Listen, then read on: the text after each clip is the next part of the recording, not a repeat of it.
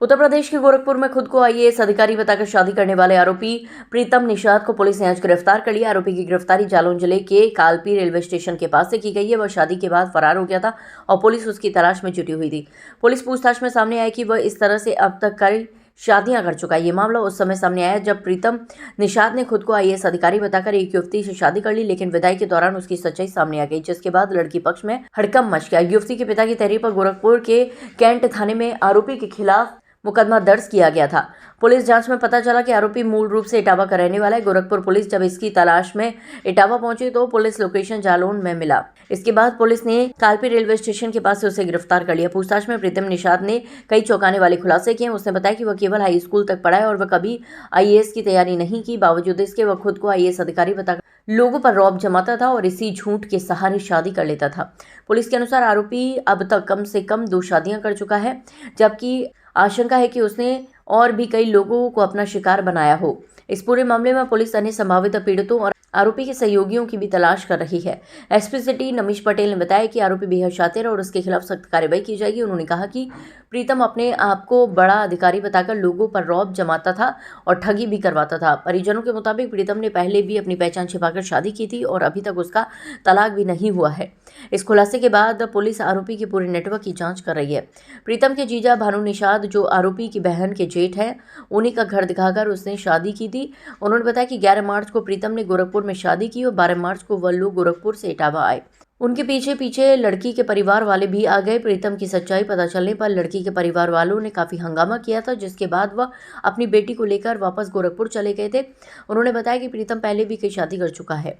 उसकी पहली शादी औरैया के दौलतपुर गांव से हुई थी। उन्होंने बताया कि अभी तक उसका तलाक नहीं हुआ है। वहीं आरोपी के ग्रामीणों की माने तो वह 25 शादियां कर चुका है। भानु निषाद ने भी बताया कि वह कोई आईएएस अधिकारी नहीं है, सिर्फ 10वीं तक ही पढ़ाई की। देखिए, गोरखपुर में थाना कैंट में एक वादी द्वारा एफआईआर पंजीकृत की गई थी, जिसमें उसने बताया था कि उनके बेटी के साथ फर्जी आईएएस बनकर एक प्रीतम निषाद नाम के व्यक्ति ने शादी कर ली है।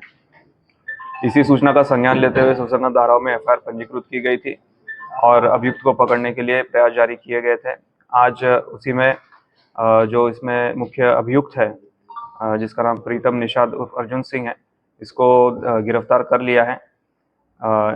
इनके द्वारा पूछताछ में बताया गया कि इन्होंने कभी यूपीएससी का एग्ज़ाम क्लियर नहीं किया है और ये अपने आप को मणिपुर कैडर के आईएएस बताते थे।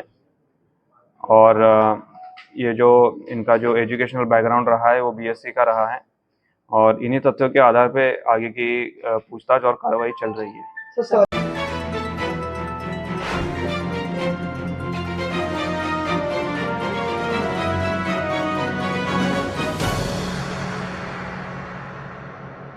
धौलपुर शहर के गुलाबबाग स्थित यातायात ऑफिस के सामने आज धौलपुर पुलिस की ओर से एक बड़ी कार्रवाई देखने को मिली।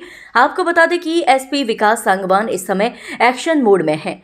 बजरी माफियाओं के रोंगटे खड़े करने के बाद अब बुलेट गाड़ी के साइलेंसर की तेज आवाज की गूंज से परेशान करने वाले मनचलों और आवारा लोगों के खिलाफ विशेष अभियान के तहत कार्रवाई को अंजाम दिया जा रहा है। आज मौके पर कई बुलेट गाड़ियों के साइलेंसर खुलवाकर रोड रोलर मशीन से मौके पर ही जमींदोज कराए गए। एसपी विकास सांगवान ने यह साफ संदेश दिया है कि ऐसे मनचले जो बुलेट गाड़ी को तेज आवाज में चलाते हैं और पटाखे जैसी आवाज सुनाई देती है, तो ऐसे लोग सावधान हो जाएं, क्योंकि अब धौलपुर पुलिस ऐसे लोगों को चुनकर मौके पर ही बुलेट गाड़ी का साइलेंसर खुलवाकर जमींदोज करेगी। इस कार्रवाई करने के बाद अब बुलेट गाड़ी चलाने वाले लोगों में हड़कंप मचा हुआ है।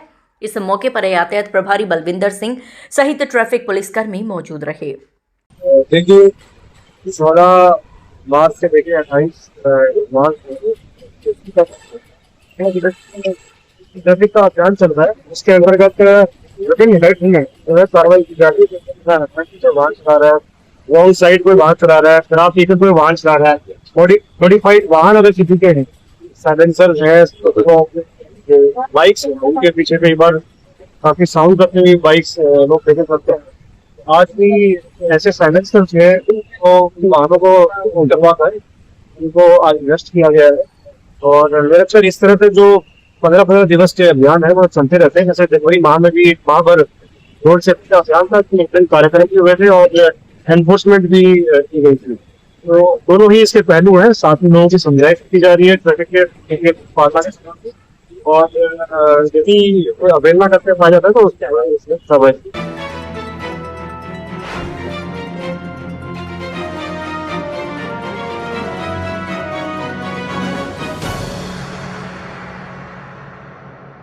भगवा रंग में रंगेगा धौलपुर शहर के बाजार, होंगे चमाचम। श्री राम के जयकारों से गूंजेगी धौलपुर की धारा। कल 26 मार्च गुरुवार को रामनवमी है। इसी को लेकर हर वर्ष की भांति इस वर्ष भी धौलपुर शहर में रामनवमी पर भव्य शोभा यात्रा निकाली जाएगी। यात्रा को लेकर तैयारियां जोरों पर हैं। शहर के मुख्य बाजारों में भगवे झंडे लगाए गए हैं। आपको बता दें कि ये शोभा यात्रा शहर के गंगाबाई के बगीचे से शुरू होकर हरदेव नगर, जगन टॉकीज, सराय गजरा, लाल बाजार, सब्जी मंडी, बजरिया होते हुए गढ़पुरा में स्थित राम मंदिर पर संपन्न होगी, जहां महाआरती का आयोजन किया जाएगा। शोभा यात्रा को लेकर धौलपुर शहर के प्रमुख उद्योगपति पप्पू जाट ने आमजन से की अपील। मैं सभी धौलपुर वासियों को रामनवमी की शुभकामनाएं देता हूं और सभी धौलपुर वासियों से निवेदन करता हूं कि रामनवमी की शोभा यात्रा, भगवान की शोभा यात्रा महात्मानंद बगीची से प्रारंभ शाम 26 तारीख को शाम के 7 बजे से होगी। तो उसमें सभी धौलपुर वासी व माता बहनें बढ़ चढ़ कर हिस्सा लें और आए, रामनवमी की शोभा यात्रा को सफल बनाएं। मैं पुनः फिर निवेदन कर रहा हूं कि भगवान हमारे इष्ट देव हैं और इन इष्ट देवों के लिए हमको एक दिन जरूर निकलना चाहिए समय। तो ज़्यादा से ज़्यादा आकर के शोभा यात्रा को सफल बनाएं। जय भारत, जय हिंद।